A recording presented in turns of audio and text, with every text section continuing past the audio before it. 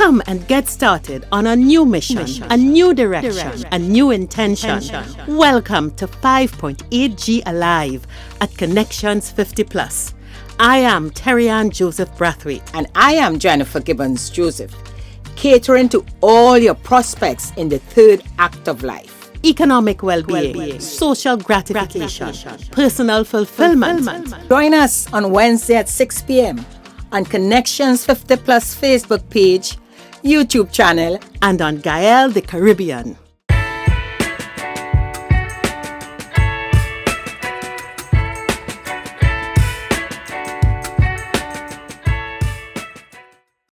Hello everyone, good evening. It is Wednesday and this is 5.8G Alive. I am Terry-Ann Joseph Brathwaite, one of the co-creators of Connections 50 Plus, which brings you 5.8G Alive. With me as usual. Hi, good evening everyone and welcome. I am Jennifer Gibbons Joseph, the other co-creator of Connections 50 Plus. Nice having you with us. Listen, today's packed. So no time for such a chit-chat and old talk. But last week's program, Jennifer, the feedback we got from that discussion that we initiated on aloneness, loneliness, and how we prepare ourselves. I mean, we hit a nerve. Definitely. You know, it was a topic, as I mentioned before. I found that was a topic coming up a lot, you know, and people very concerned about what would happen and they fear about being lonely, etc. So when we had that discussion, yes, we got so many, you know, texts and calls that we decided, you know what, we need to have a panel to continue with this discussion. And Terry-Ann, so we have the panel. Yeah. So, and listen, today's show is going to be a bit longer than the normal 1 hour because there is so much content inside of here.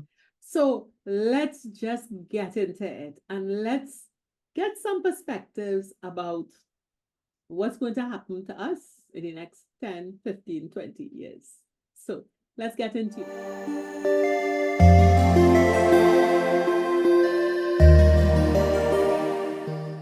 So, Connections 50 Plus.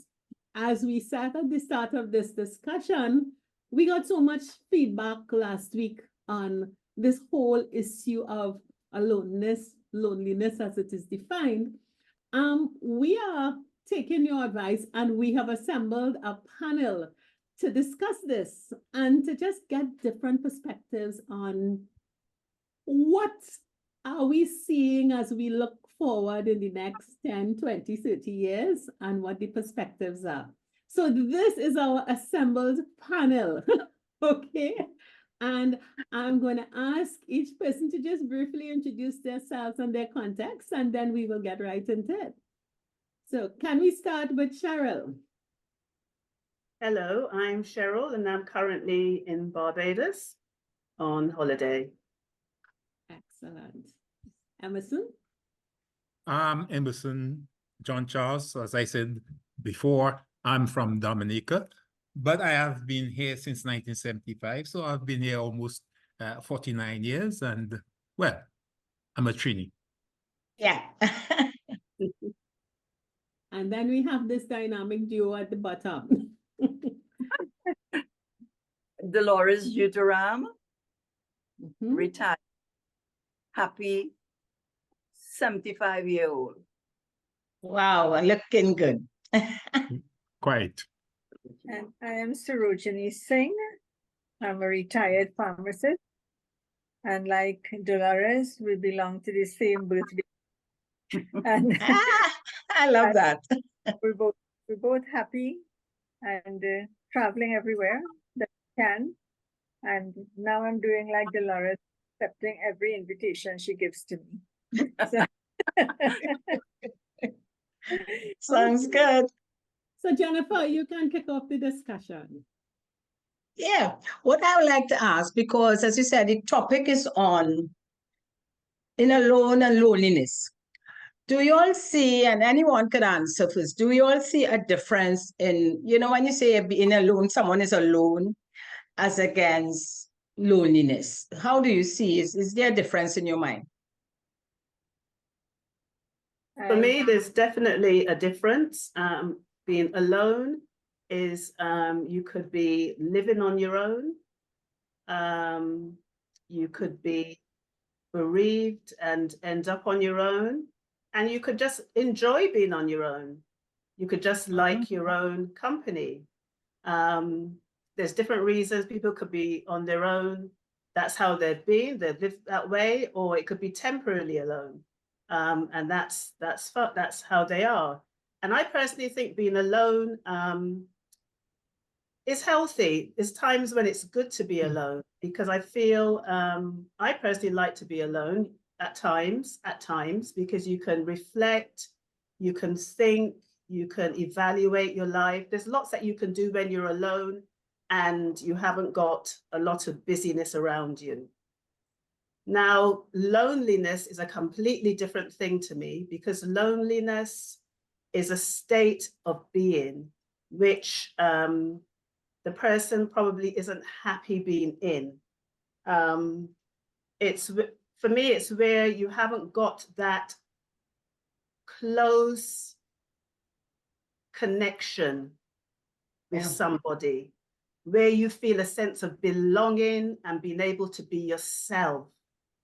That, you know, that loneliness, not having that. And so I think there's different types of loneliness, because you can be lonely. You can have a lot of people around you, lot of activity, and that can alleviate some people's loneliness. And then I think there's people that have a sense of a chronic type of loneliness. In spite of all the activity, in spite of what you do, there's an undertone of loneliness. They still feel that sense of loneliness.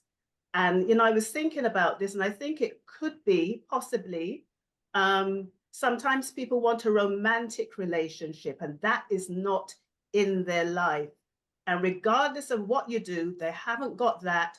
And that is what's missing. And that sense of having someone that you can just be yourself with isn't there. And there's always going to be that undercurrent of loneliness there.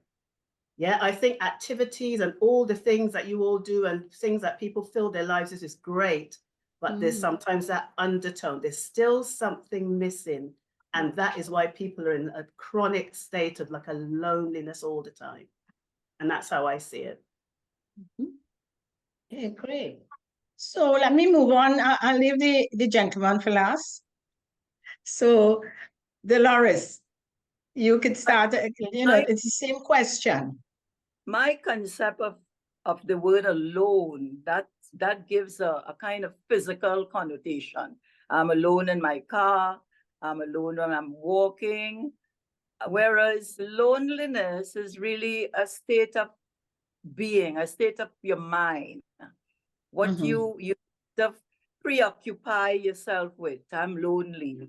I'm experiencing loneliness. It's more like a mental state that people usually find themselves in, usually because of several factors.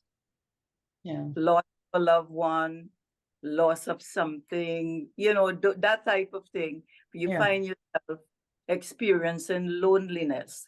And the issue is, for me, presently, is how do you deal with being alone, and how you deal with this mental state of loneliness. I don't know if Sarojini would like to add something.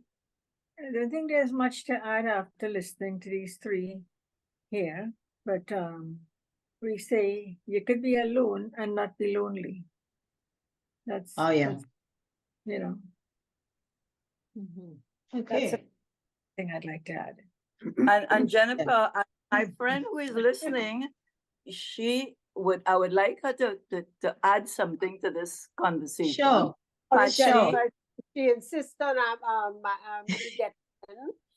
And I'm a retiree also. I'm a radiographer, sonographer, retiree. I was in business also. I'm kind of taking a back seat. I'm 70 years old. And I am now beginning to understand the word lonely or feeling a little lonely.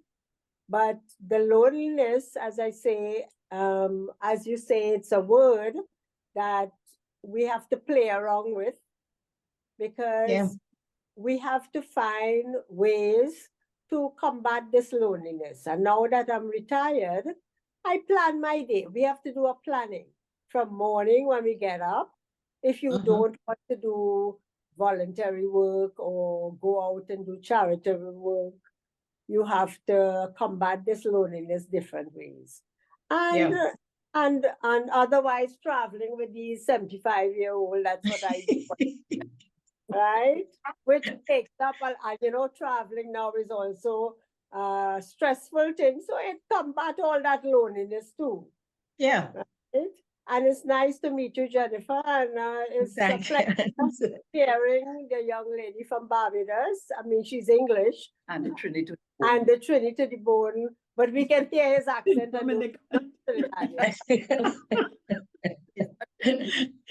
Thank you so much. So let's hear from Emerson. Before that, then I have to put you in the name list. So remind me of your name again. Patsy Ali.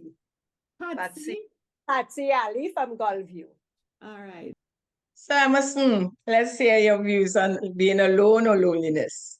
I have experienced both, but at this stage in my life, I hardly feel lonely. In fact, I love my company. One of the things, for instance, when I go and exercise, sometimes you meet people who just want to talk. I don't like that. I prefer to move a little slower or faster, because when I go to exercise, I think of all kinds of things, and I don't want to have any real conversation with anybody.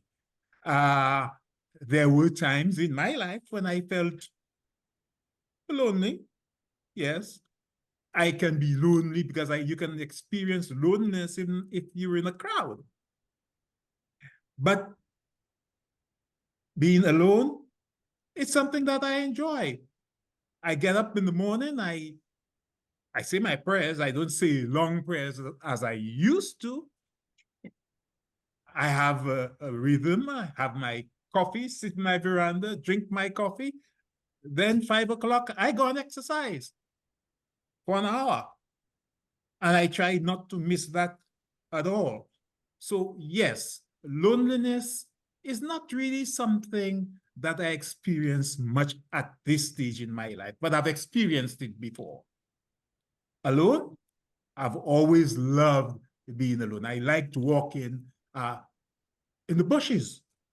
Of course, in Trinidad, you have poisonous snakes. We didn't have that down, so you shouldn't have to worry about that. Walking in the bushes, under the trees, by the seaside, and so on. So it is a question a lot of how you feel, your own experiences, what you want. So just as Cheryl living in England, she's now in Barbados, and tomorrow we're gone. I feel good being away, you know. You don't even stay by family or friends. You rent a hotel room, have a car, and go. And you travel. Yeah. You know, Emerson, you said something, and that will lead us to, my next question. You said, but at this stage, you know, and most of you all, at this stage, you're not really lonely. Loneliness doesn't come into play. But, you know, when you think, and Cheryl spoke about planning her life, making plans, how do you see, it occurs to you, do you have any great concerns that you may fall into that category of loneliness later down in years? Because all now everybody active and happy and traveling and doing the things that you want to do. But has it occurred at all that, hey, maybe later on? Later on, and I pray to God that this is not the case with me, that I'm bedridden. Mhm. Now, for me, I have the ability to get up. I don't jog anymore. I walk Yeah. by choice because I notice, hey, my knees trouble me when I jog now. So I don't jog. I walk. I want to be active. I don't want to have anything bothering me or anyone for that matter, making my life miserable. Miserable. These are the things that I'm hoping not to have to deal with. Yeah. Do you want a companion? Well, it would be nice. Whether it means constant quarrels and things like that. It will be no. Pas mon chance. No. I think that brings up a perspective that is, and Cheryl, you raised it, because so many times we encounter persons, and we were discussing this last week. You talk about, you've left the second act stage, you've left the world of work or whatever you did before. And for many of us, because we're all healthy, vital people, you go through a 5-year period. Remember, Jennifer, we said once retirement doesn't happen at 60. Yeah. The 60s are a transition to, and depending on where you are, 63, 65, 68, 67, when you hit the 70s, you get a different perspective and you go on that. And you'd find that women, and I run the risk of having comments coming up here, but women attach a lot of concern to loneliness with companionship. And I would want to say, is it true that men carry your perspective, Emerson, especially if you are entering this phase as a single person? There seems to be less concern or worry about being alone going forward than perhaps it is an issue for women. Is that something that you all would agree with? I would prefer to have a companion. Mm-hmm. Okay. But happiness and peace of mind is a very, very, very important to Not me. a companion for companionship's sake. You don't need an escort. Well, actually, it's a strange thing. For instance, going to a restaurant. When I'm out of Trinidad, I have absolutely no problems going to a restaurant by myself. If I have friends, fine. But this is something that I've not been able to do here in Trinidad. Recently, I decided, you know what? Let me go and have a meal at a restaurant by myself. But I prefer, if I'm going to eat, to have someone, a companion. So I'm only now trying to build up this thing here in Trinidad. But when I'm out of Trinidad, I have to eat anyway. Mm-hmm. I don't have that worry. Well, I'm a divorcee, so I was married at one stage. And it was nice. But when the troubles came, garçon, I don't want to have to experience those things again. But I'd love to have a companion. Mm-hmm. I don't know if I'll get that kind of person that I have in my head. It would be nice. I would say it's blessings from the Lord. So he might. I didn't get that. You know, Tarian, before I ask the panel to respond again to what you're saying, I have found that to me, is more or less the opposite to what you just said, Tarian, in that I find most men I know, let me put it that way, that single at this stage as a result of whether they are, widows, depending on their situation, why they're single, tend to want a companion, as Emerson just said. To me, they look for a companion, actual companion to live with, whether they get married or live with. I see that more happening with men than with women. And I just judging, talking about my experience in terms of the friends I have who are single again for whatever reason. Many of them choose to remain single as against, remarrying or say they want a companion.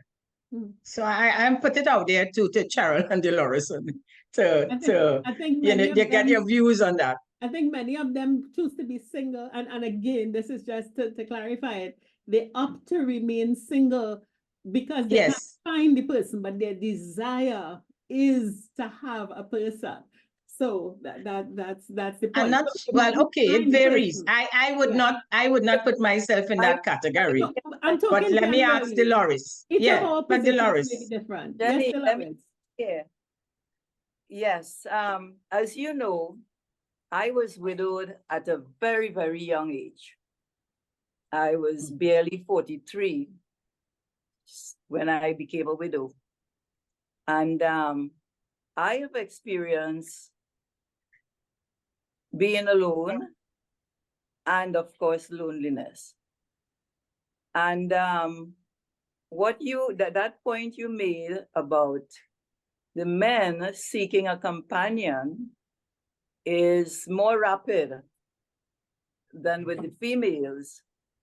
I think you're correct there because for some reason, I think girls grow up sort of self-sufficient. We can take care of ourselves.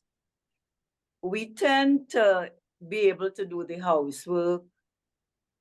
And whereas boys, they are socialized into not being able. Now things are now changing. But before, during my time growing up, boys were never allowed to do housework.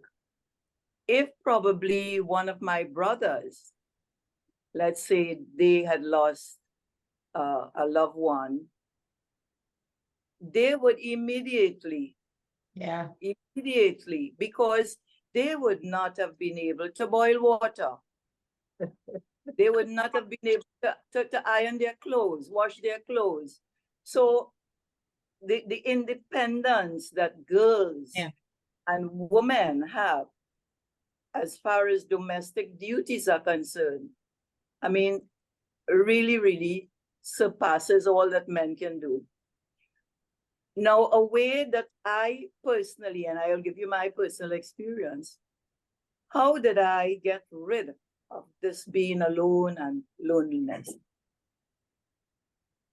Despite the fact that I was working, I decided to go back to university and further improve myself.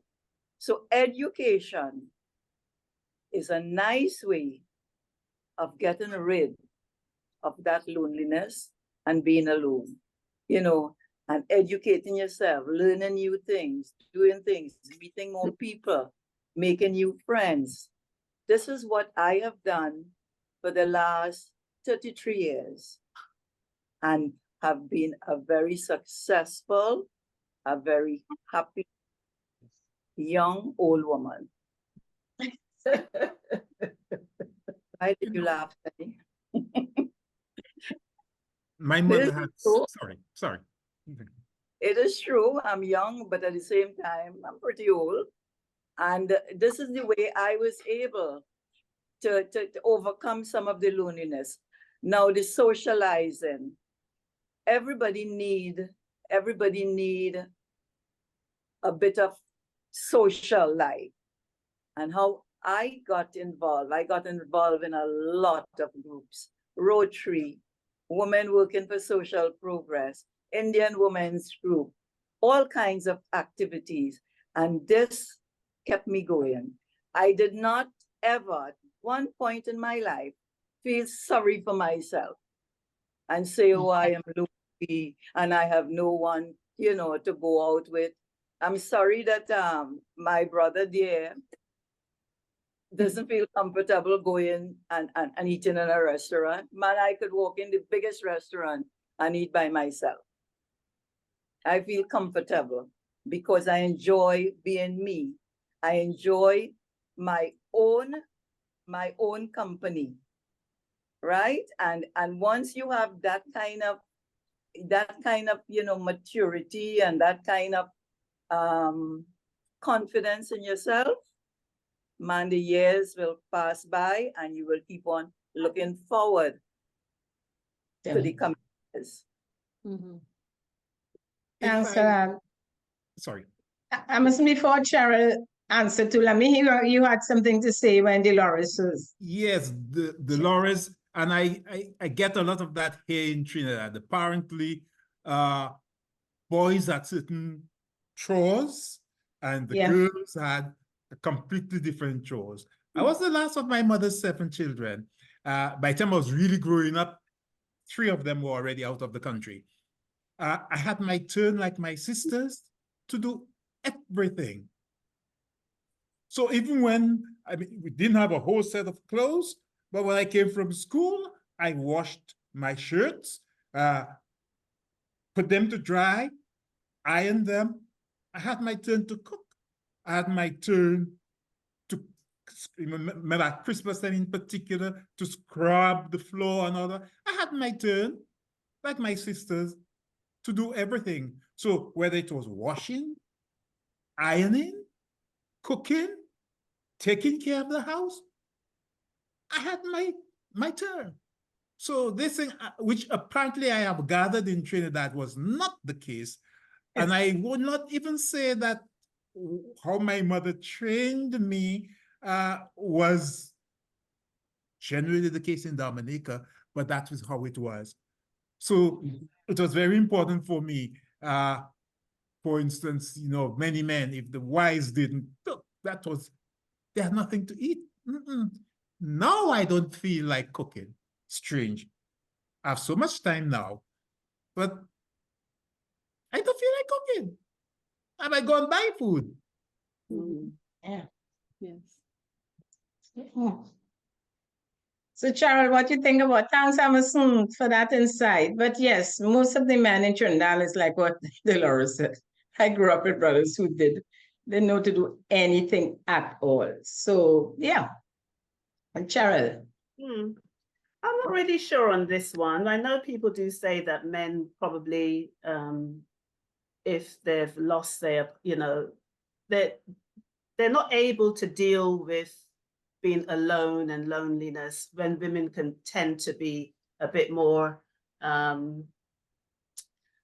don't know, confident, and they can get on a bit better, but men tend to need a woman. I don't know if it's a generalization or what, and I wouldn't like to say, so I'm not really sure on that, to be honest. Okay.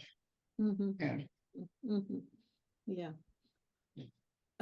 One of the things that we look at, and if we zoom into our cohort, because I really do believe that the answer to this, there's no answer to this question. Yes, It's cultural, it's economic, it's depending on the circumstances of your household as you grow up.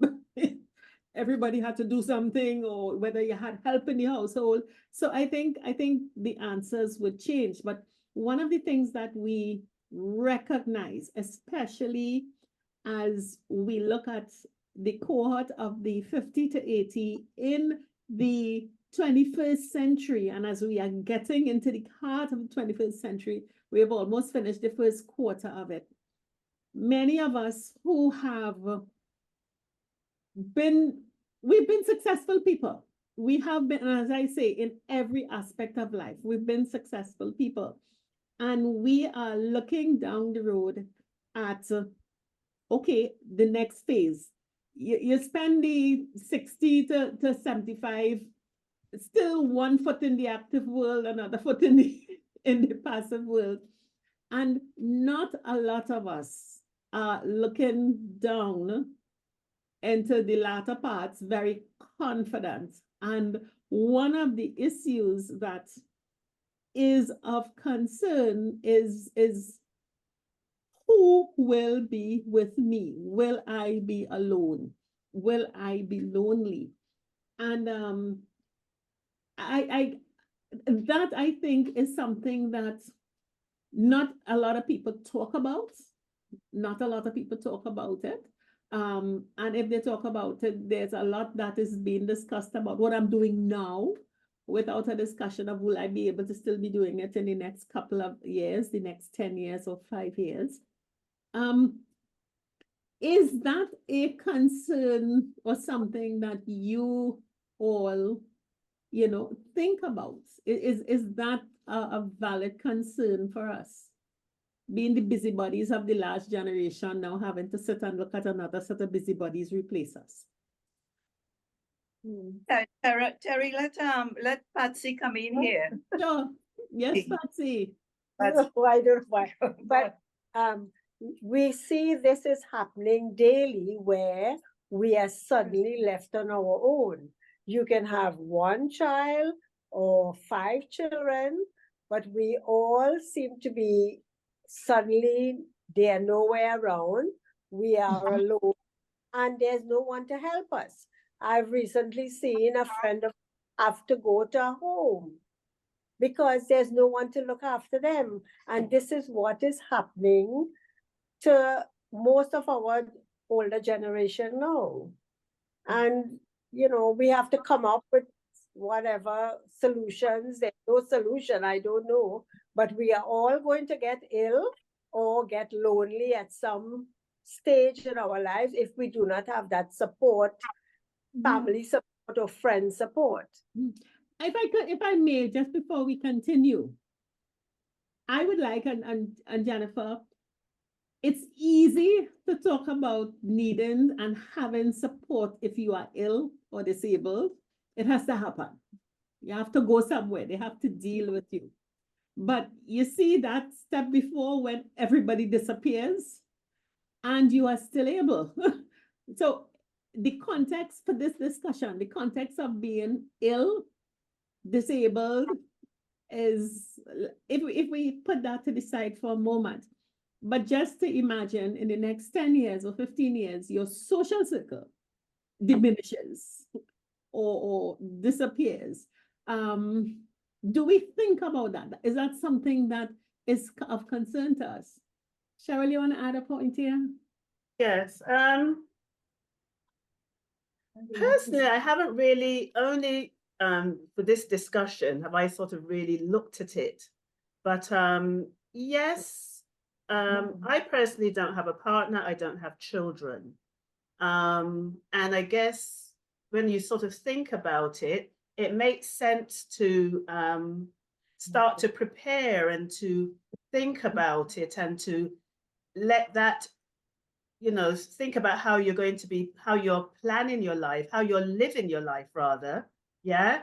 And I'm relatively a sociable person. So I do things in order, I know there's some people that might, they'll have a circle of friends. And as far as they're concerned, this is my circle. I don't need anybody else.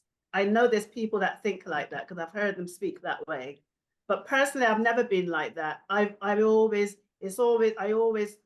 am looking to increase my network of friends because you get different things from different friends.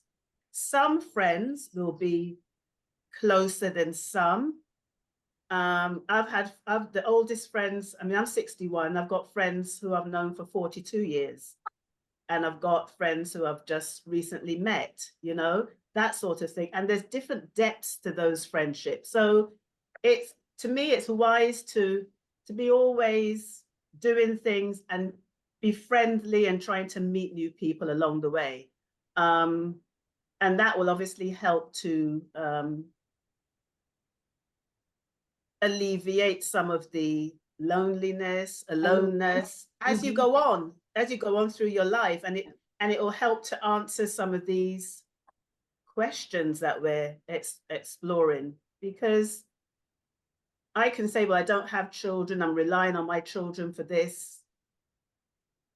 You can't. You don't know. People with children can't put their heads on the block for their children. No.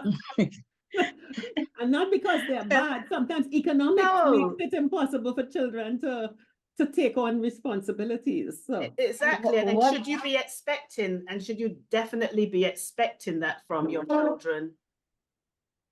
Anyway, What I so would that's say another. too, and to answer Terry, and I believe too, depending on on the stage you are in life, stage and age. Like Dolores mentioned, okay, Dolores reaching the 75. I'm in between the 70 to 75, you know, and I am thinking, I totally see a difference in the thinking.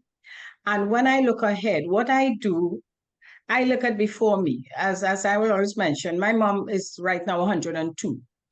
Up to when she celebrated 100, she was very collective, very active with a walking stick, still lived within the community. She had a prayer group members, some of the members in that prayer group was much younger, so she got them to visit, etc.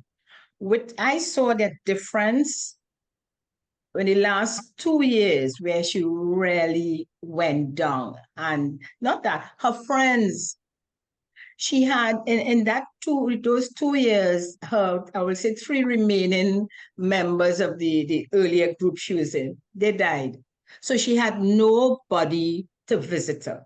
Yes, I come from a big family, but everybody, we all now at 1 or 2. I'm the youngest in the set, so you could just imagine. So we can't be visiting all the time and doing those things.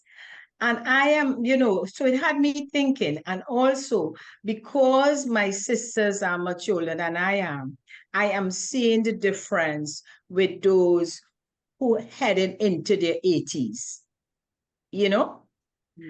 And we really have to think. So we may be extremely active now, having a good time. Some people travel up to, my mom, up to 90, she was still traveling. Some people can do that, but we don't know what's in store for us.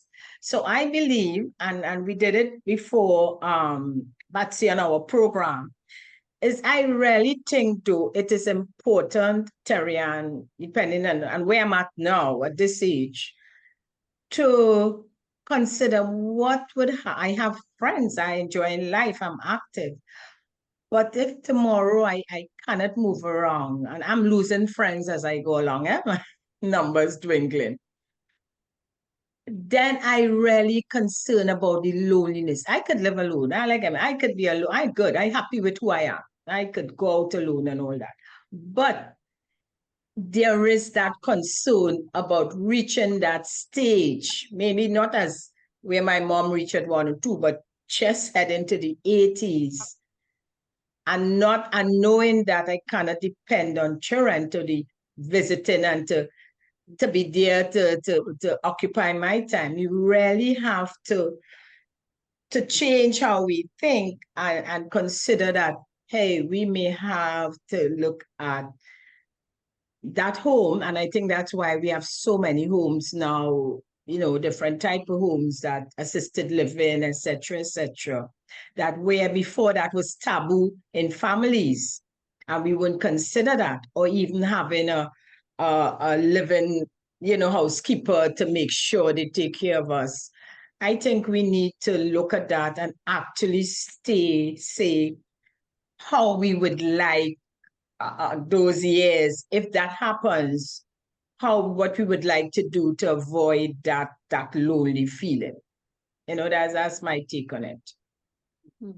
Growing up, if I may, growing up in Dominica, we had an expression, résigné.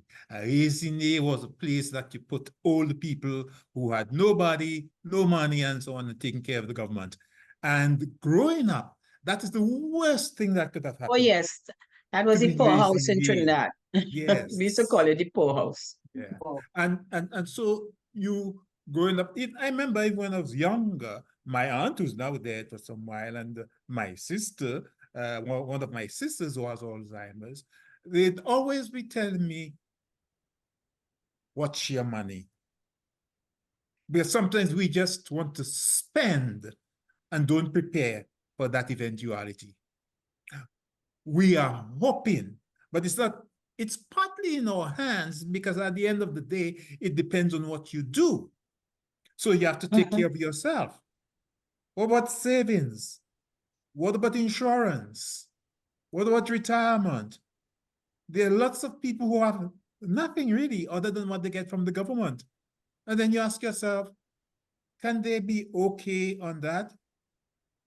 Mhm. Will your children, and you know, you have children and you recognize the differences in your children, and you might be able to say, well, I think this one might look out for me, but not that one, and so on. But what you try as much as possible to do is to prepare for yourself. Mhm. Yeah. And so Agreed. one of the things I always heard when I came to Trinidad is people who worked on the docks and elsewhere in the oil fields, they made a lot of money. And they also had a lot of women. Yeah. And when they got their gratuity, in a little while they had nothing because they were just giving it away. I always remember what my aunt would say, you know, you have to take care of yourself. You have to watch, I think you have that expression here, watch your Yeah. coppers. So, Yeah. you know, yes, I love to travel, but at the same time, I must not be stupid because I don't want down the road to be penniless. Will I be able? I don't want to be in a poorhouse. I don't want to be in one of these assisted communities. But then sometimes it's not for you to decide. Oh, yeah. Mhm. Yes. So, And those things don't have to be negative, because what I'm picking up in is it's a negative place. I mean, the reality is care homes, assisted living, what we call in England sheltered accommodation. You know, sometimes they're going to have to be a necessity. It's going to have to happen. There's just no other way around it. But they don't have to be negative places. So, you know, because if you have that in your heart as a negative thing, then what are you going to do? Is it just, you know, there you're going to have people caring for you, and you're going to have other people, Yeah. other residents That's company. Yeah. It's Mhm. company. Yeah. I've worked in care. I'm a midwife by profession, but I've worked in care, and I've been to homes where there's elderly. You know, I used to just go and assist, and they're just sitting there, and it's a heart-wrenching thing. There's just nothing. And I remember visiting one lady, and she said, I'm waiting. There was nothing physically or mentally wrong with her, but she was waiting to go in a care home. She just could not take the loneliness. Lovely home, everything, but she could not take the loneliness in that house on her own, because that would have Yeah. affected her mental, physical, everything, her health. Mhm. So that was necessary for her. Yeah. Yeah, it was something she just Yeah. wanted to do. Mhm. Yeah.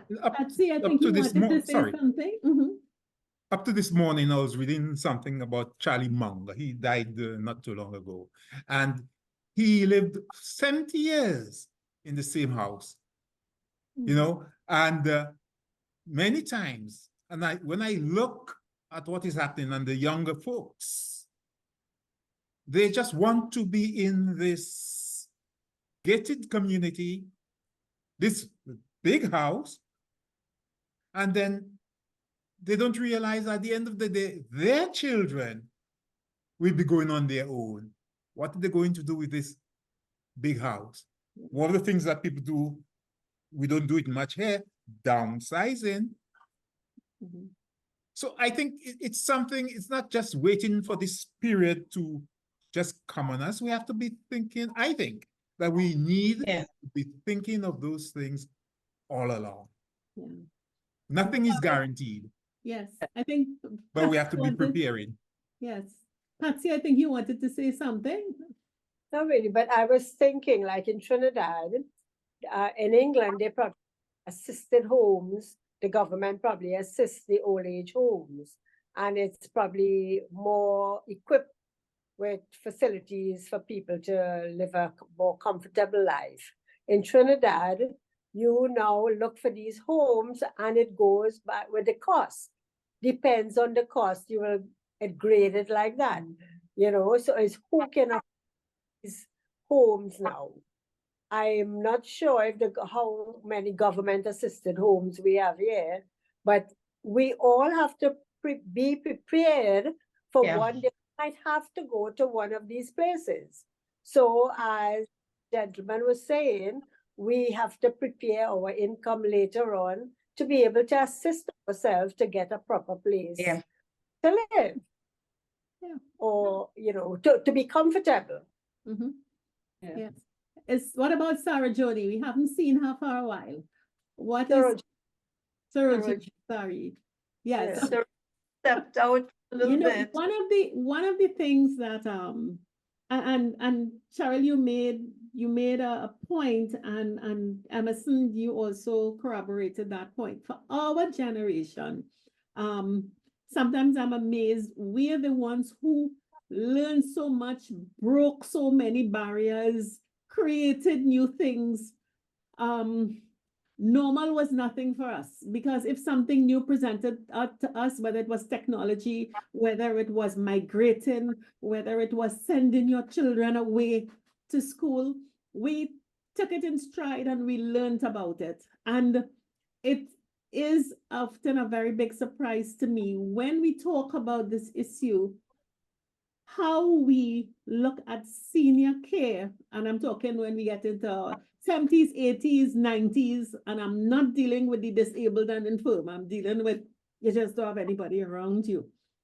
How we do not think about, okay, if I don't like what I see, if they aren't in, because there are beautiful facilities for seniors in this land. They have waiting lists. You really have to be patient to get on, and they're costly across the world. They're very, very expensive. But we don't think of, so what can we create for ourselves moving forward? Given that we have our networks now, given that we have assets, because many of us may have family homes, we have assets. Why is it so difficult for us to start a conversation amongst ourselves that does not go into the fear of the past? My God, don't put me in a home, or embracing the possible future. You know, the day is going to come when the children will be probably migrated, busy with their families. The way economics is going, they're not going to be able to take care of me. So why can't we, what is stopping us from creating our own solutions for that time when we will need to have collective care?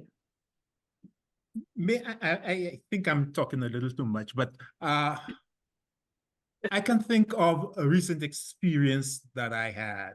I've had to advise many times the elderly who own homes want to give the homes.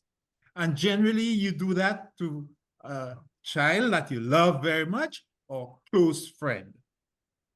And I remember someone coming to me and they wanted to leave what they had for the only child. And I felt from the experience I've had, even from home, don't just give the things to the child. There have been so many instances where people just give things to the child and, you know, at the end, they're out of the house. Mm. And that person did listen to me. And then afterwards called me and was thanking me for the advice. Mm-hmm. Because I said, give it to you for life, and then, so while you're alive, you've got an interest.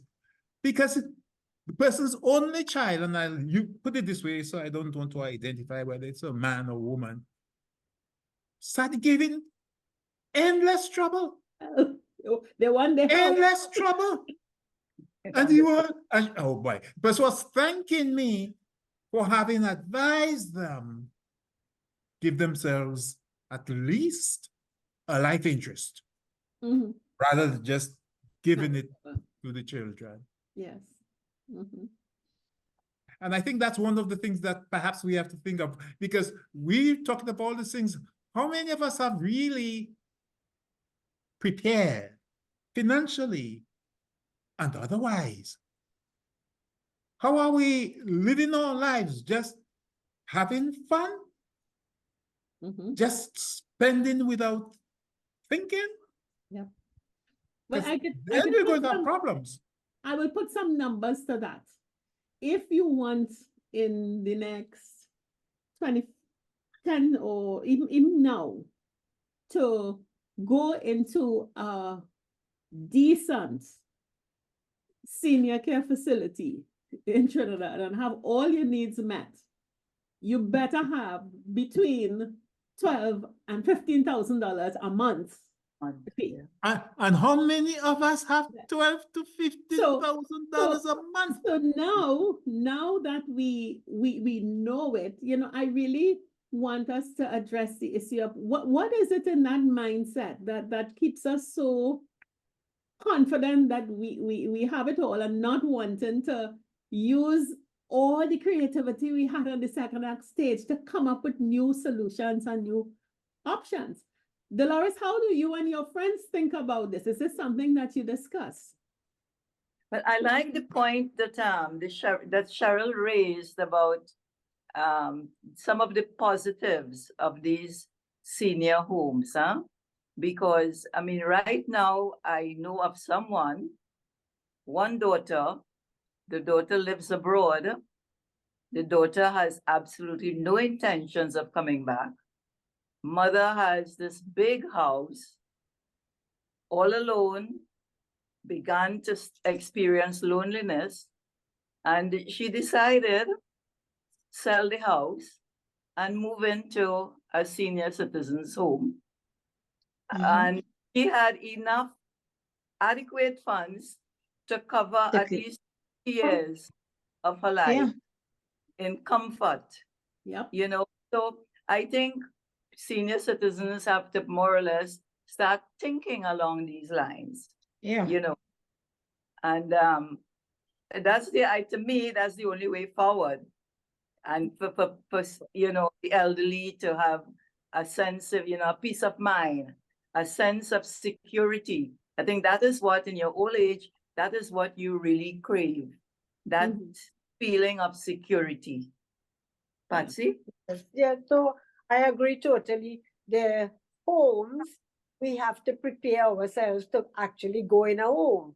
Because there comes a time no one can assist you at home.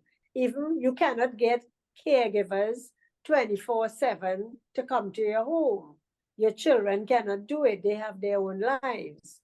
So we have to mentally prepare ourselves for this. If we want to live till 90, 100, I don't want to say all those years, but 100, that is what 102. happened. We just don't know. Yeah. Yes. Yeah. Yes, Cheryl, you were saying something. Yeah, I was just thinking, because my parents, they had live-in carers. We had live-in carers, and part of my role was come to Barbados, and I was overseeing the live-in carers. So that's an option as well, because sometimes a 24-hour live-in can be just as the same cost as a care home. Yeah. So if the person is able to do that, if they're in their own home, but they have they've got savings that they can use for that. So they've got the company, they've got the care. It could be for company. It could be, they might not need, they might not be, as we're not going down that road so much, but they might not be, have a disability as such. They might not be bedridden, but they just need to have a little bit of assistance, cleaning the house or whatever. You can still have the option of live-in carers. If I could make one small point, Jennifer, before we go in, and again, this is something that's near and dear to me, for the simple reason that over the past 2.5 years I've had responsibility for aging parents and got a chance to look firsthand at what was coming down the road for me, because you have 4 children, 3 of them lived abroad, I'm the only one here. And in a 12-month period, we talk about having carers as though carers is something that can pick up on the street. In a, say, 1.5 year period, I changed 14 caregivers. 14. And all of them were great. And when I worked out the monthly budget, I was paying groceries, not for 2 senior people, because you had to have a shift, but 4.5 adults that had to be fed and cared. So when we looked at the monthly budget, it was ridiculous. It was not sustainable at all. And sometimes when we think of having carers in, our carers cannot be our companions and friends. We can't have the conversations we want with a carer. We can't do the social engagements, I mean, unless the carer is the chauffeur to take you and your friend to the show, whatever it is. And very often, you know, I wonder, because I looked at my parents, they made the decision to go into a home because they couldn't tolerate what was happening. But I think for myself, sometimes I am married, I have 2 sons. I don't know what wives will do. But I look around and I said, you know, why not bring some friends to live? If you have 3 friends and everybody has a home, why can't everybody get together, live in one, and use the other 2 as an asset to finance your living? Why don't we think out of the box as we have done throughout our careers? We either go the fear route of what happened back in 1940 in the homes, or I will have someone come in and be my nurse, but that may result in you having an even more lonely and alone life. And we just miss the middle point. You know, I want to come in here. And Cheryl lives in London, so they have more advanced facilities. But I watched a show where, again, recommended about seniors and what's happening at this time.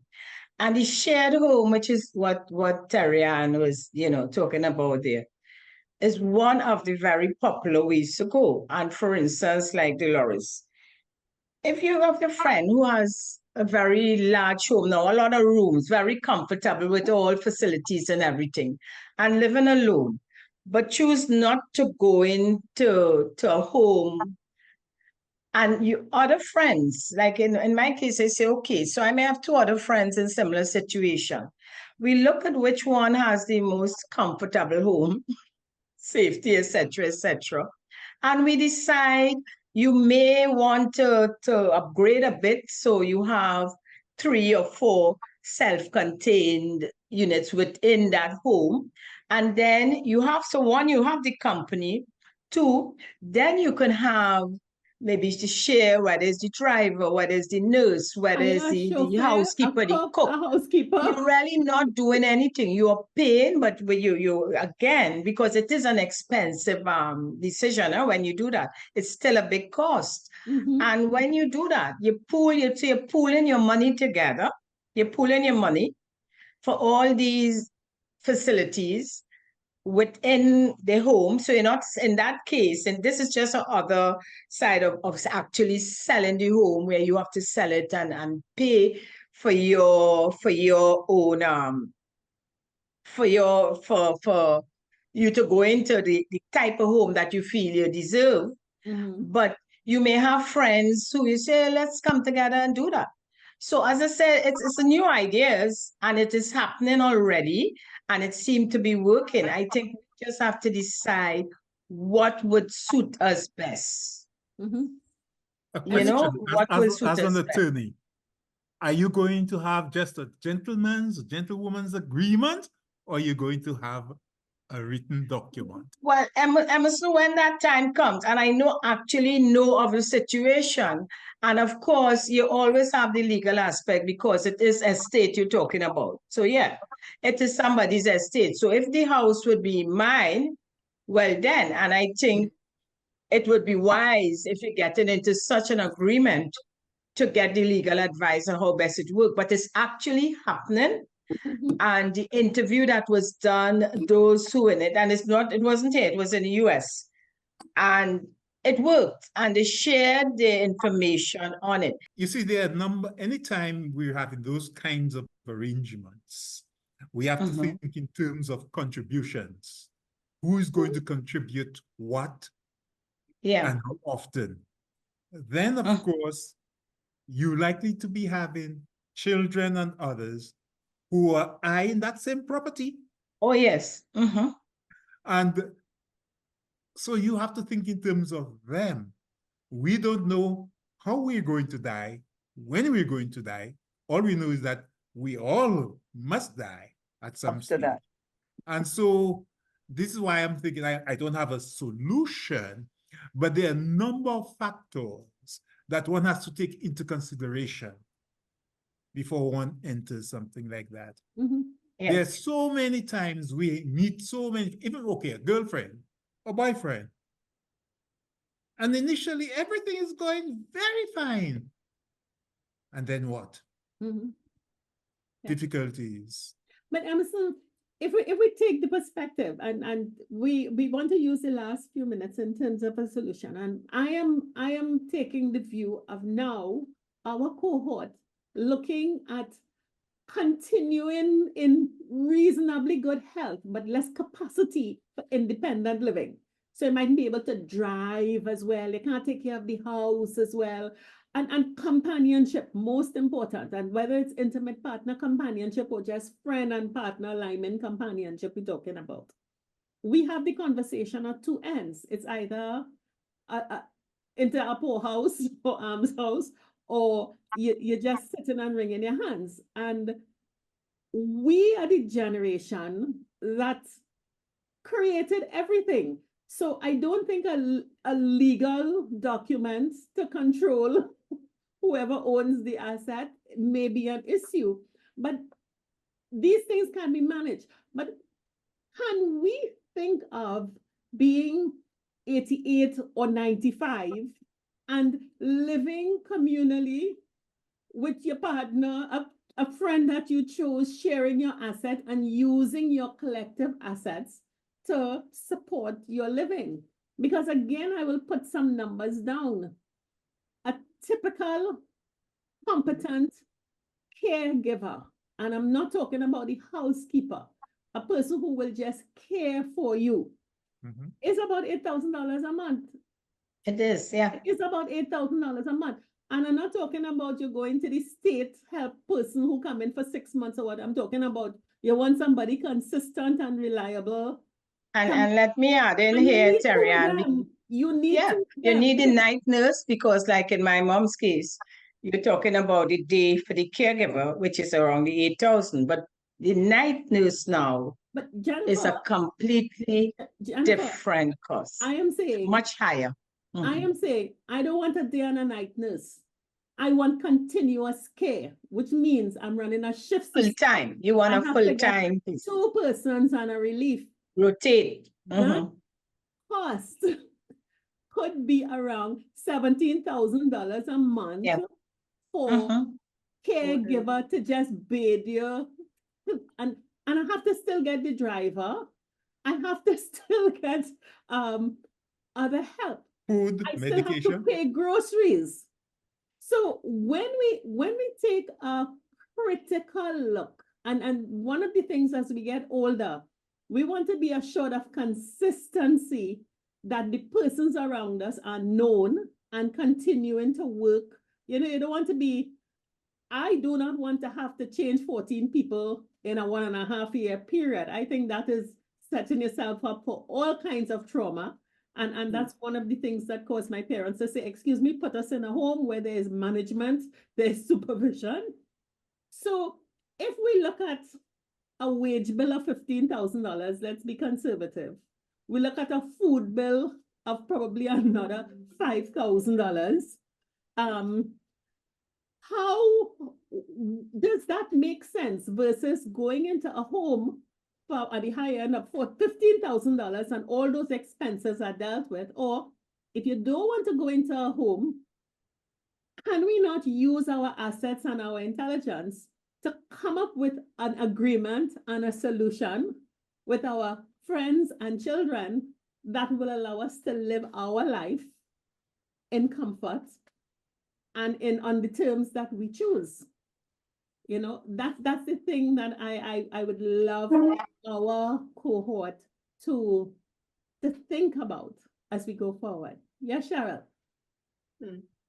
I mean, it sounds very innovative, but obviously, you know, you think about the level of friendship that you've got, the trust. There's lots of those aspects will have to sort of come into it. We bring in So it's only- that we don't know. Yeah, But well, the other, We bring in it's a strangers that risk. we don't know. Yeah, it's what I want to honestly- add, and as I said, we're looking at we're looking at solutions, we're looking at stepping out of our comfort zone, and comfort zone, it's yeah. been a different time. And for me, and Emerson brought up the legal part. For me right now, I think I worked hard for my investment, whatever I had. During the period, I really extended myself to support my children, make sure they're educated and they could fend for themselves. This is my time. And because of the economic situation, the only thing I have to keep me living comfortable as much as I can will be that asset. I can either do like what Dolores' friend did, sell my home when that time comes, which means that you are not getting it anyway, sell it and say, okay, it may take me into that home next 10, 15 years. I know at least even if the prices go up, I still have that buffer. So if I'm 80 when it's happened, and I say, okay, God, maybe 15 years, and die by selling that house could give me 15 years of comfort, I am doing that. That means I am taking away that financial responsibility from my children. They don't have to worry about that. But sorry, they cannot gain because this is all I have. In some cases, people may have other assets, but I'm just dealing with a situation. The other situation, and I can talk openly because this is something I have discussed a lot. When you come from a big family, you find, and in those days, everybody, you just 1 year apart. About a year or two for most apart. So by the time you reach 75, and they have the 70, you have the 75, the 78, you understand everybody very close. And most likely, there are 2 or 3 of us who would need to, hey, let's combine our assets. Let's either 3 of us sell out and buy one place that we can say, okay, we can live in, we have each other's company, then we can look at whatever pension coming in to pay the service providers, etc. We seriously have to think out of the box.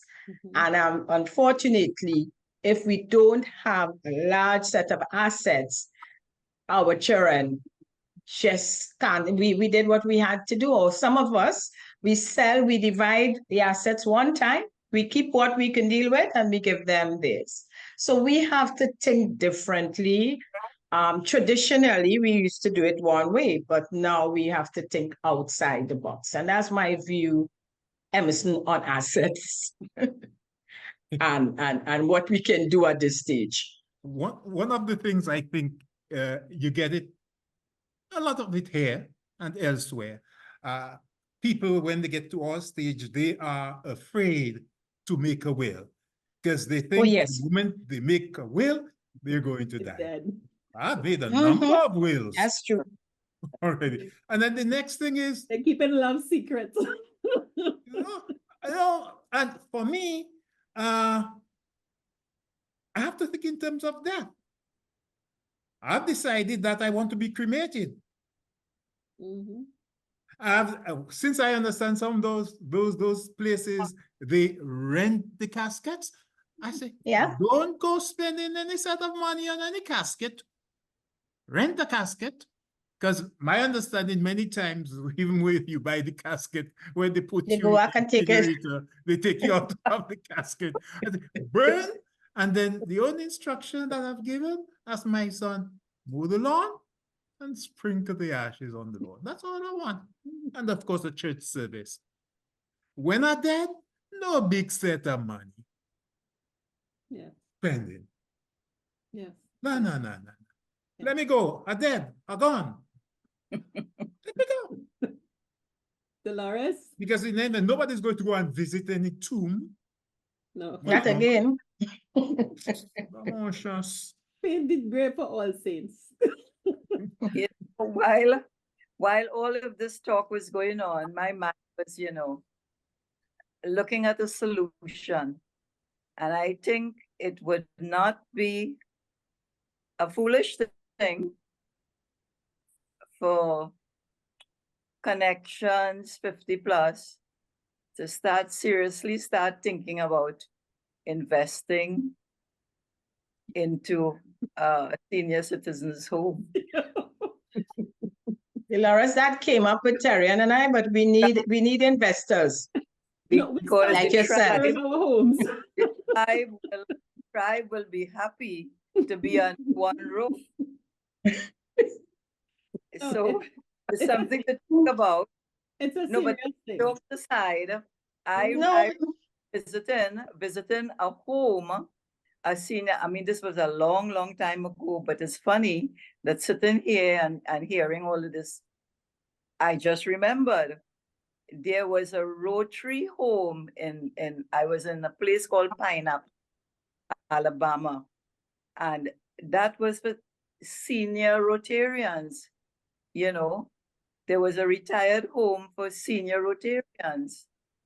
So we could sort of, in fact, I'm going to throw this idea out to a couple of the Rotary clubs, especially my club, is something to think about. Yeah. Yeah. Because I belong to some little social group, and they wouldn't mind spending their last days with their fellow Rotarians, yes. with their fellow tribe member. You know what I mean? So it's something Dolores, that to let you know, the Sir Optimus Club in San Fernando has the Shangri-La retirement home, and they've had it for over 40 years. it means that another group already had the idea. Very nice. But it's very expensive also, right? Even If we to think stay of the there, cost it's of not- living, it is expensive for us to maintain our homes. And I don't think it is practical for us to think that because when we die, the government is going to step in and subsidize our living. We have to, if you know it costs $15,000 a month to run your home, then with reduced capacity, I don't think the price will go down. You might buy less clothes, you might eat less food, but you might need more medicine. And more supervision. Make the point that you're making again. And if your point is that the Sir Optimus home is very expensive, it isn't. It's not very, but it average. is above the normal old age home. So you have to be in a certain income bracket. The thing about it is that what we have to look at is, what do we want when we are retired? And you're in a residential situation, people complain about going into old age homes and they see people sitting down and staring with no stimulation. You have to pay for stimulation. You have to pay for exotic treats and entertainment. It entails I think it's a quarterly doctor's visit. Different homes, and I say this because I've been involved in looking for these things. Different homes come with different things, whether or not they're supplying toiletries or not. If you become incontinent, whether you have to, if you're depending on the children or somebody to bring the Pampers and then bring it in time, you're in trouble in a home, or whether or not they're supplying that.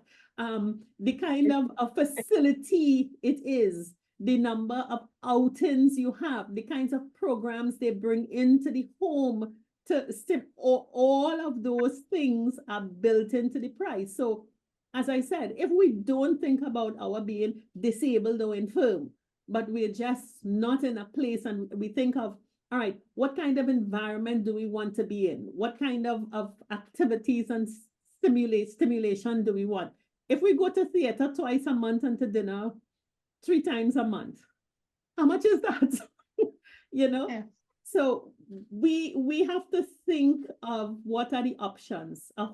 Having caregivers is expensive, a home is expensive, but we have assets that we're waiting that are being underutilized, and each house might have a slew of caregivers, and we in it by ourselves waiting to die, and we have friends who in their house waiting to die, and nobody's. So we come together to die. No, you come together I'm to just have fixing, fun I'm just until You come fixing. together to live. you come together to live. You You have come Up together until, to live. you know, and I think Terry Ann Dictator. pointed out, and I'm saying that is what is important for us now to start thinking. We know the type of life we want to enjoy. It's the same way if you go into a home or whatever, you start a list. What would you like? I would like to continue just having fun, making some visits, going to a show, doing these things. And you can do that. And as Sarah said, the homes give you recently, I made inquiries for a home, you know, just on behalf of my mom, was just looking at that. And they gave a whole list of all the things. And they asked you question. Does she like to go out? What you like to do? Can she sit up? Can she, you know, all these questions. And they have people in their 70s in these facilities right now, right up to the 100 plus. And each of them is, they have these services, you know? So you decide what They you also want. allow And you to again, decorate and furnish your room. yeah, They allow you you to could do have your own suite. You live there. And for those who can afford it, they can have their own suite. And you can come and take them out. They have people could come and take them out. The other thing about it is that that is when, if we don't prepare from now, we wouldn't know the type of money that is needed. And we may be holding on to an asset, holding on because you feel the child deserves it, or the niece or the nephew or whoever, or the church, whoever. And we holding on to it. And while we holding on to it, we are not enjoying the type of life we want to live. But if we prepare, and I know it will cost me $2 million by the time I reach 80, between 80 and 90, it might be 2 million. Then I need to know, hey, in next 10 years or so, I may have to sell my house, hopefully at 2 million then, and you do your projections. But each person is different, and we have to know the lifestyle, what we can tolerate, and what will make us miserable. It will make me miserable to be in a house alone with a house or a caregiver coming in to watch me. No.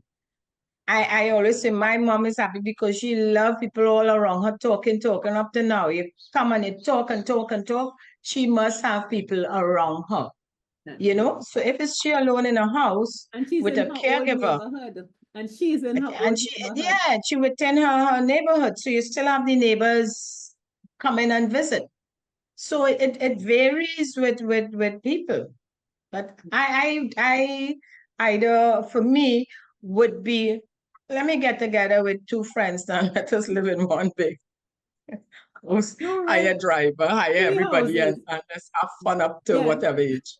Consolidate. 3 people who have houses, rent 2 of the houses and use the rent of Yeah, the yeah, big arrangement. But the bottom line is all three of us will be living happy, happy, happy. And Dolores still traveling, still enjoying life, you know? Yeah. Anyway, we have to wrap up now, but I would like everyone, in terms of, to just give your, as we sit and talk about this whole issue of loneliness and aloneness, is really about us thinking forward and not in the context of disability, death, sickness, and stuff like that. Yeah. Imagine we are as we are, take it 10 years, 15 years, 20 years down the road. And what are your thoughts and perspectives as we close out? So, Cheryl, you want to start? I think it's about living, because God has given us life, and just doing what we love to do for as long as we can do it, and embrace others. Remember, have our eyes open for those that are lonely, so that we too, in turn, can alleviate their loneliness. I spoke to a friend the other day. We were on FaceTime, rang me in the evening, just a few days ago, and I said, you're a bit lonely. And he said to me, he didn't say yes or no, but he says, I don't let it get to me. Indirectly, he said, yes, I don't let it get to me. And, so it makes me feel, if there's any way that I can alleviate someone's loneliness through my friendship and everything, I will do it. And I think that's what we need to embrace. Yeah. Great. Emerson? Well, actually, I'm very happy that I took part in this discussion because it opened up something for me, something that it's not that it wasn't on your mind at all, but you're not thinking so much of yourself and how you're going to take care of yourself, how you want to be taken care of, because Yeah. the time may come, and I hope it doesn't, but the time may come that you will not be able to do a number of the things that you take for granted now. Yeah. So I want to thank you very much for having invited me and for the contributions that have been made. Thanks. You're very welcome. Dolores and Patsy and Now, listen, I want to emphasize one thing. In life, there is only one thing that we are sure of.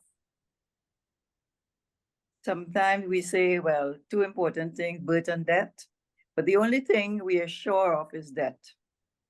Yeah. And once you've experienced the birth, you're born, that period between birth and death, that journey that we have been, placed on, the kind of friends, the kind of companions who will join us on that journey, we have to treasure them. Yeah. We have to think that we are going along, we will meet all kinds of companions. Some will drop off, some will continue. And we, as long as we are on that journey, we must enjoy every moment. Yep. We've got to thank God for blessings. Yes. Those of us who have been fortunate to have earned the 70, we have to thank God for every single day that He gives us. Every morning that He gives us, we got to cherish those moments. And as we prepare for the inevitable, we have to learn to make good choices, choices that would be to our benefit.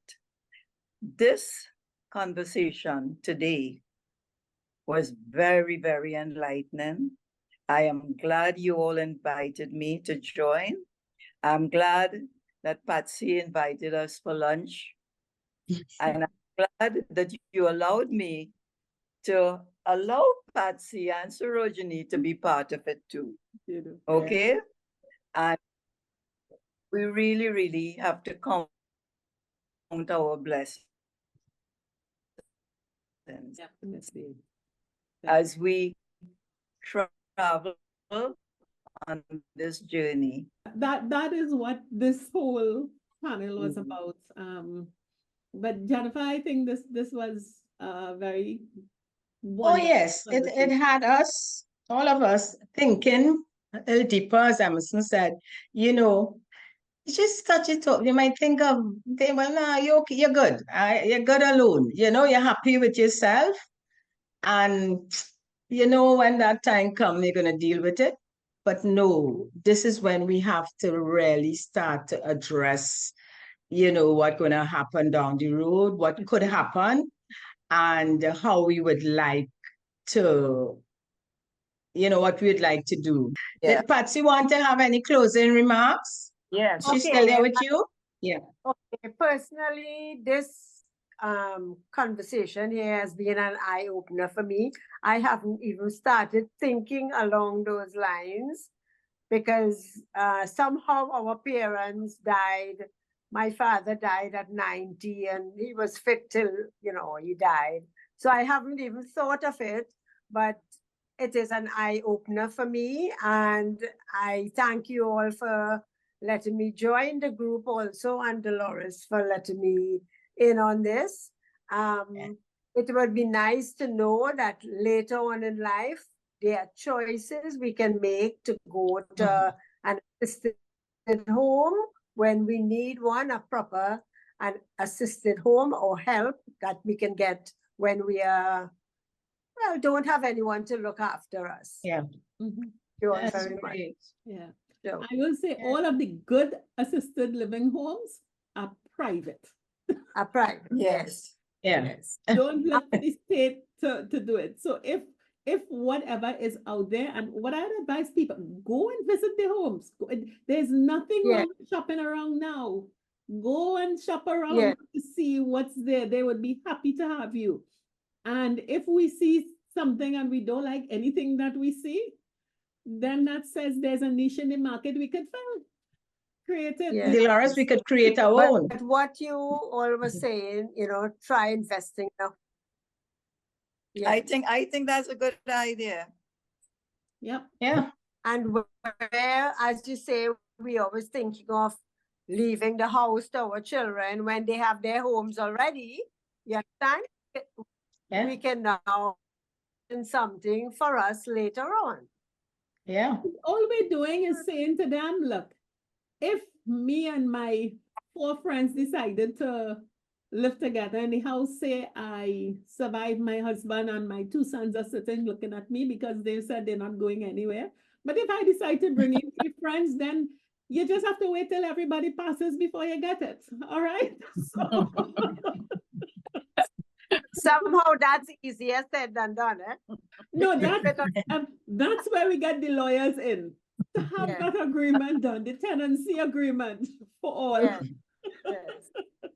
Well, this is an eye opener, as I say, and it's very knowledgeable for Yeah. us, Very insightful. insightful for us to think about. Thank you all very much. Great. And that's the purpose of us, you know, after last week and the feedback, we recognize how many of our cohort, you know, they're afraid to have this conversation. You know, it's not a pleasant conversation for many because they're fearful. So it's nice to have you all, you know, on board with us, sharing your thoughts. We have no answers. We just chatting, and hopefully, you know, that what we discuss here would be helpful to our followers, and they can start thinking along a very positive line. That as we age, we just continue to live a happy life. You know? Yes. Yeah. Yes. And I think it's not pleasant for people because they just think of 2 scenarios: poorhouse or abandonment in your house. And we just Yes. don't realize that we have the power within us. We are the 5 Make a difference. we made this world. We can Oh, create yes. something new. And I think that's why people Yeah. tend to avoid the topic. And we don't realize the assets that we have around us. So I prefer, as Jennifer said, to use the money and spend it to make sure I live well. My children are educated. You could I'll leave some for you, but I'm not going to have a rough time going down in my 90s while you sit and waiting to get my coppers. Jennifer, and I really want to thank you all very, very much. This was just what we wanted. And as we said, we start, but we never know where it will end. So thank you. It was a Thank great you. pleasure. Thank you.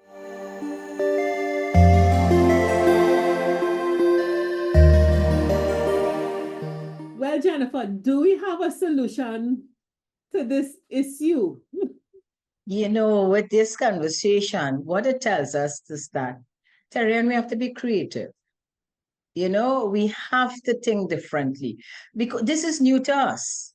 Times has changed. So the way our parents and grandparents did it then within their household, that it was taboo when you think of putting persons in a home. And as we mentioned long ago, you used to say you're going to the poorhouse, and if somebody going to the poorhouse, Well, it oh God. was the poorhouse. It was Yeah. for the indigent. So- Don't forget nobody. Yeah. So you either home, the seniors, you know, your grandparents lived with you, your parents, elderly parents lived with, you know, with your parents. So we didn't know about that, but times has changed. Yeah. Yeah. And we have to think differently. So we can't look back at what happened then. We need to move forward and think, how can we make ourselves comfortable as we age? and not waving. You know, there's a saying, you sitting in a waving gallery. We're not sitting in a waving gallery. No, it have no gallery. Right? No more gallery. We ain't waving nowhere. We just living life and being happy right through. Exactly. So we ain't predicting, you know, we have to predict that. You reach a certain age, that's it. No, it isn't. I think the biggest piece of advice that we could get, instead of sitting down and worrying about getting into a home or sitting down and thinking, I'm going to stay home and atrophy, or spending all your money on caregivers and so on who will not give you company, go out and start window shopping now. Go and visit some retirement senior residential homes. Get a sense of what's available out there, the span, the level of services, and then you decide for yourself. If and when that time comes, whether you prefer to be in control of it or you prefer to just take whatever you could afford. All right. So we hope you enjoyed it. So we will see you again next week when there is another interesting discussion. So bye. We say bye. 50 Plus Tribe, and follow us from Trinidad and Tobago and the Caribbean. Thank you for joining us on this Connections 50 Plus 5.8G Alive show. We hope you enjoyed the lively conversation and look forward to seeing you next week. Don't forget to like our Facebook page and subscribe to our YouTube channel. We really love getting your feedback. Bye for now.